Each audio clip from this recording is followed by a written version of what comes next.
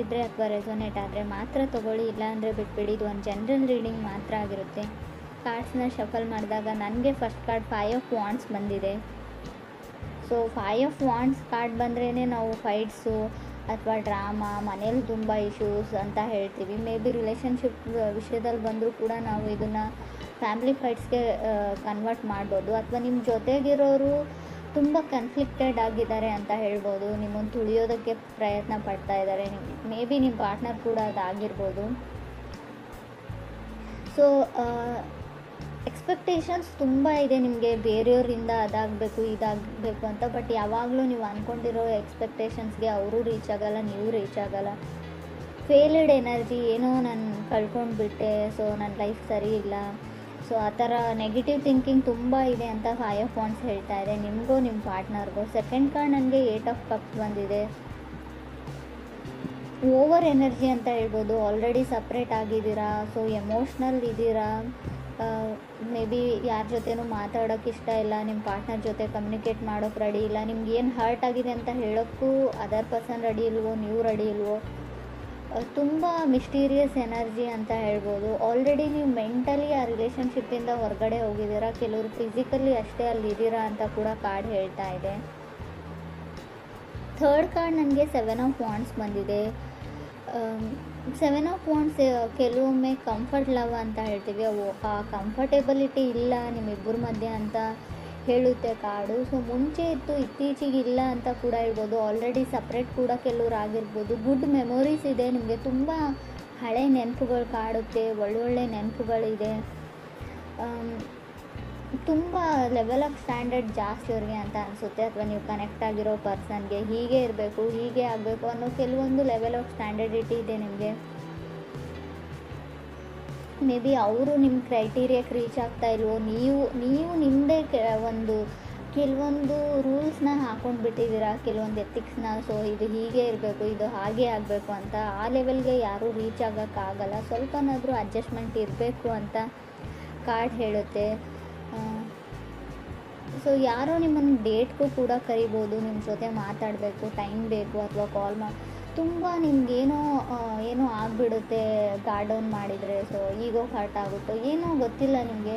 So ಯಾರ ಮುಂದೆನೂ ಫೀಲಿಂಗ್ಸ್ನ share ಮಾಡ್ಕೊಳ್ಳೋಕ್ಕೆ ರೆಡಿ ಇಲ್ಲ ನೀವು. ಎಲ್ಲಿ ಮತ್ತೆ ಹರ್ಟ್ ಆಗಿಬಿಡುತ್ತೋ, ಫಾಸ್ಟ್ ಹರ್ಟಿಂದ ಹೊರಗಡೆ ಬಂದಿಲ್ಲ ಅಂತ ಕೂಡ ಕಾರ್ಡ್ ಹೇಳುತ್ತೆ. ಫೋರ್ತ್ ಕಾರ್ಡ್ ನನಗೆ ಕಿಂಗ್ ಆಫ್ ಪೆಂಟಿಕಲ್ಸ್ ಬಂದಿದೆ.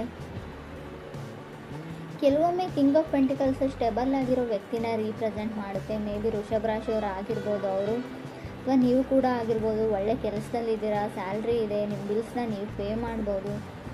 ಸೊ ಆ ಥರ ತುಂಬ ಸೀರಿಯಸ್ ಕೈಂಡ್ ಆಫ್ ಪರ್ಸನ್ ನಿಮ್ಮ ಲೈಫಲ್ಲಿ ಬರ್ಬೋದು, ಆಫರ್ ಮಾಡ್ಬೋದು. ಆಲ್ರೆಡಿ ನೀವು ಮದುವೆ ಆಗಿರ್ಬೋದು ಆ ಥರ ಇರೋ ವ್ಯಕ್ತಿ ಜೊತೆ. ಫಿಫ್ತ್ ಕಾರ್ಡ್ ನನಗೆ 2 ಆಫ್ ಕಪ್ಸ್ ಬಂದಿದೆ. ಕೆಲವ್ರಿಗೆ ತುಂಬ ಡಿಫಿಕಲ್ಟೀಸ್ನ ಹೇಳ್ತೀನಿ. 2 ಆಫ್ ಕಪ್ಸ್ ಕೆಲವೊಮ್ಮೆ ಎಮೋಷ್ನಲ್ ರೀಬರ್ತ್ ಅಂತ ಹೇಳ್ತೀವಿ. ಕಣ್ಣಲ್ಲಿ ತುಂಬ ನೀರು ಹಾಕ್ಬೋದು ನೀವು ಕಬ್ಬಲ್ಲಿ. ತುಂಬ ಎಮೋಷ್ನಲಿ ಡ್ರೈನಡ್, ಎಲ್ಲ ಚಿಕ್ಕ ಪುಟ್ಟ ವಿಷಯನೂ ಮನಸ್ಸಿಗೆ ಹಾಕೊಳ್ಳುವಂಥ ಚಾನ್ಸಸ್ ಕೂಡ ಇದೆ.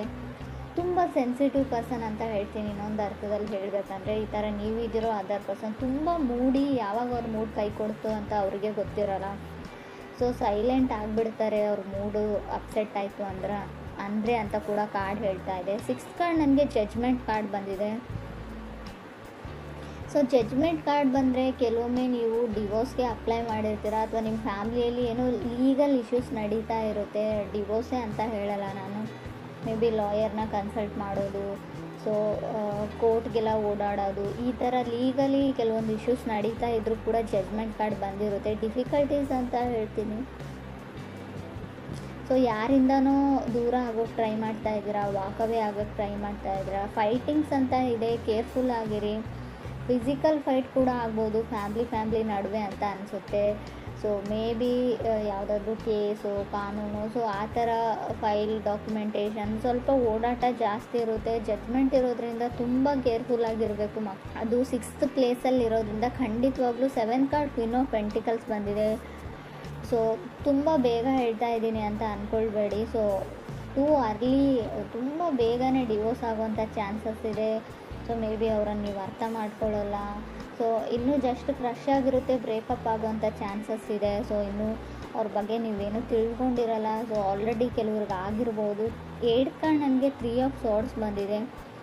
ಸೊ ಬ್ರೋಕನ್ ಹಾರ್ಟ್ ಅಂತ ಹೇಳುತ್ತೆ ಕಾರ್ಡು. 8th ಪ್ಲೇಸಲ್ಲಿ 3 ಆಫ್ ಸಾರ್ಡ್ಸ್ ಇರೋದ್ರಿಂದ ಸೊ ರಿಯಲೈಸ್ ಆಗುತ್ತೆ ನಿಮಗೆ ಎಷ್ಟು ಡೀಪರ್ ಲೆವೆಲ್ ಆಫ್ ಫೀಲಿಂಗ್ಸ್ ಇತ್ತು ನಿಮಗೆ ಅಂತ. ಮೇ ಬಿ ಪ್ರಯೋಜನ ಇಲ್ಲ ಅಂತ ಹೇಳ್ತೀನಿ. ಆಲ್ರೆಡಿ ಡಿವೋರ್ಸ್ ಆಗಿದೆ. ಇವಾಗ ನೀವು ತುಂಬ ಯೋಚನೆ ಮಾಡ್ತಾ ಇದ್ದೀರಾ. ಈ ಯೋಚನೆನ ಮುಂಚೆನೇ ಮಾಡಿದರೆ ಏನಾದರೂ ಯೂಸ್ ಇತ್ತು ಅಂತ ಅನಿಸುತ್ತೆ.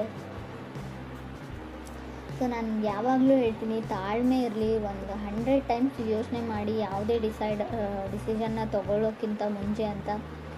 ಕೆಲವರು ಲೈಫಲ್ಲಿ ರಾಂಗ್ ಡಿಸಿಷನ್ನ ತೊಗೊಂಡಿದ್ದೀರಾ, ಏನೋ ಮಿಸ್ಅಂಡರ್ಸ್ಟ್ಯಾಂಡಿಂಗು, ಏನೋ ಒಂದು ಚಿಕ್ಕ ವಿಷಯಕ್ಕೆ ಸ್ಟಾರ್ಟ್ ಆಗಿರೋ ಫೈಟ್ಸು ಡಿವೋರ್ಸ್ವರೆಗೂ ಹೋಗಿ ಆಲ್ರೆಡಿ ಕೆಲವ್ರದ್ದು ಡಿವೋರ್ಸ್ ಕೂಡ ಆಗಿದೆ ಅಂತ ಕಾರ್ಡ್ ಹೇಳ್ತಾ ಇದೆ.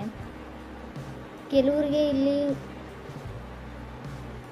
ಹೇಗೆ ಹೇಳಿ ನಾನು ಅಂತ ಅರ್ಥ ಆಗ್ತಾಯಿಲ್ಲ. 3 ಆಫ್ ಸಾರ್ಡ್ಸ್ ಇದ್ದರೆ ಸ್ವಲ್ಪ ಯೋಚನೆ ಮಾಡಿ. ನೀವು ರಿಲೇಷನ್ಶಿಪ್ಪಲ್ಲಿ ಇದ್ದರೂ ಕೂಡ ಅಷ್ಟೇ, ಸೊ ಮ್ಯಾರಿಡ್ ಆಗಿದ್ದರೂ ಕೂಡ ಅಷ್ಟೇ, ಯಾರಾದರೂ ಥರ್ಡ್ ಪಾರ್ಟಿ ಕೂಡ ನಿಮ್ಮ ಮಧ್ಯೆ ಮಿಸ್ಅಂಡರ್ಸ್ಟ್ಯಾಂಡಿಂಗ್ನ ಕ್ರಿಯೇಟ್ ಮಾಡಿರ್ಬೋದು. ನಿಮ್ಮ ಫ್ಯಾಮಿಲಿ ಮೆಂಬರ್ಸ್ ಆಗಿರ್ಬೋದು, ನೀವು ಕೆಲಸ ಮಾಡೋ ಜಾಗದಲ್ಲಾಗಿರ್ಬೋದು. ಏನೋ ಒಂದು ಇಲ್ಯೂಷನ್, ಒಂದು ಭ್ರಮೆಯಲ್ಲಿದ್ದೀರಾ ನೀವು ಭ್ರಮೆಯಲ್ಲಿದ್ದೀರೋ ಅದರ್ ಪರ್ಸನ್. ಮೇ ಬಿ ಈ ಭ್ರಮೆ ನಿಮ್ಮ ಹೆಲ್ತ್ ವಿಚಾರದಲ್ಲೂ ಆಗಿರುತ್ತೆ. ನನಗೇನೋ ಆಗಿದೆ, ಸೊ ನನಗೆ ಅದಾಗಿದೆ, ಇದಾಗಿದೆ, ನನಗೆ ಹೊರಗೋಗೋಕ್ಕಾಗಲ್ಲ, ನನ್ನ ಕಾಲಲ್ಲಿ ನೋವು, ಕೈಯಲ್ಲಿ ನೋವು, ಶೋಲ್ಡರಲ್ಲಿ ನೋವು, ನೆಕ್ಕಲ್ಲಿ ನೋವು, ನನಗೇನೋ ಆಗೋಗ್ಬಿಟ್ಟಿದೆ ಅನ್ನೋ ಇಲ್ಯೂಷನ್ಸ್ ತುಂಬ ಭ್ರಮೆ ನಿಮಗೆ.